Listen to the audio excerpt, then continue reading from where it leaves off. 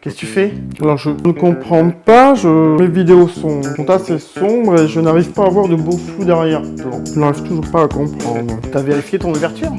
Quoi? T'as vérifié ton diaph? Comment? T'as vérifié ton ouverture? Comment? Ton diaphragme. Faut que tu ouvres ton diaphragme. Ah bah fallait le dire plus tôt.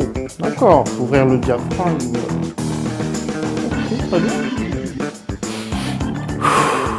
Qu'est-ce que tu fais?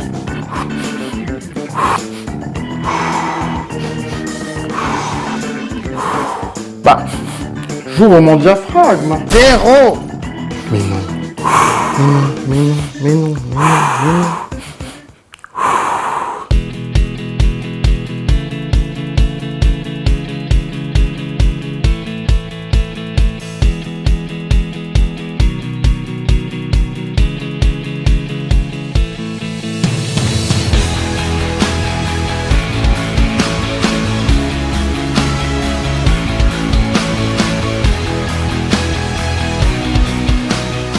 Bonjour et bienvenue dans cette nouvelle vidéo d'Objectif Cinéaste qui est consacrée aujourd'hui au mode ouverture de votre boîtier réflexe. Cette vidéo, elle va vous permettre de pouvoir obtenir des beaux flous d'arrière-plan. Pour ça, je vais vous montrer un exemple tout de suite en vidéo.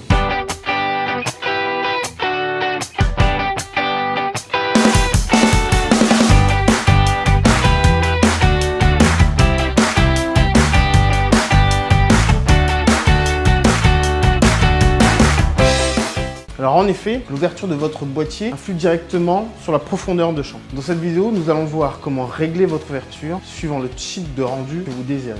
Qu'est-ce que l'ouverture, ou alors appelé diaphragme? C'est simple. L'ouverture représente le diamètre du trou par lequel passe la lumière à travers l'objectif, et ce diaphragme est composé de lamelles qui possèdent une unité de mesure qui est représentée par la lettre F sur votre boîtier et sur les objectifs.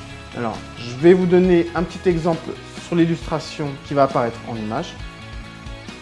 Mais surtout, ce qui est important de retenir, c'est que plus le chiffre est petit, par exemple F1.4, plus grande est l'ouverture.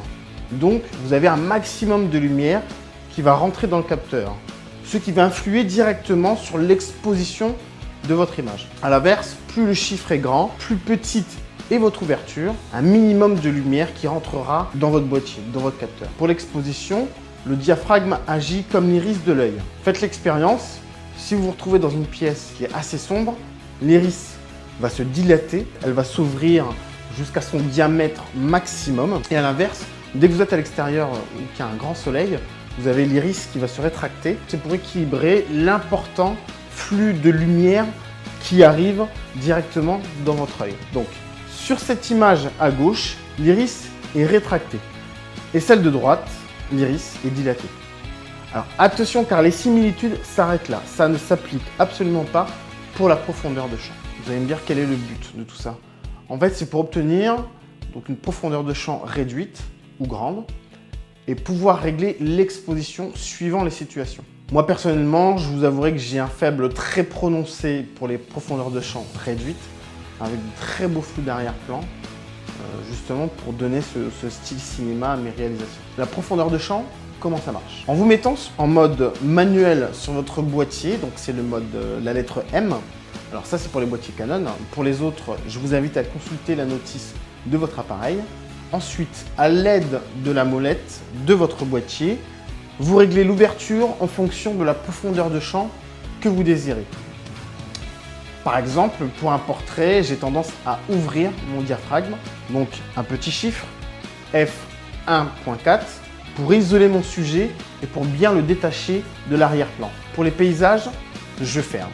Grand chiffre, F11, F16, F22, pour avoir un rendu net du décor qui se trouve devant moi. Et pour l'exposition, eh bien, écoutez, c'est très simple encore une fois.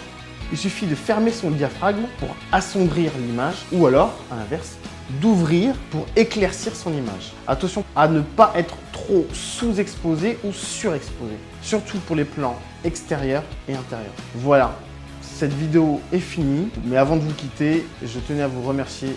J'ai reçu beaucoup de messages de soutien, d'encouragement. Ça me booste vraiment à continuer pour la suite. En tout cas, à vous proposer des vidéos toujours aussi simple, ludique, pédagogique, humoristique. Voilà, merci de me suivre. N'hésitez pas à liker, à partager, c'est le plus important. Il faut que vous soyez un maximum à pouvoir regarder en tout cas ces tutos. Et surtout à commenter aussi, bien sûr. Vous pouvez vous abonner à ma chaîne qui se trouve juste ici pour recevoir votre vidéo gratuite sur le blog. N'hésitez pas à aller sur objectifcinéaste.fr. Voilà. Merci beaucoup, à très bientôt pour une prochaine vidéo qui sera consacrée soit aux ISO, soit à la vitesse. D'ailleurs, je vous invite à me communiquer votre souhait. Et puis, je vous réserve aussi encore une petite surprise. Voilà, merci, à très bientôt.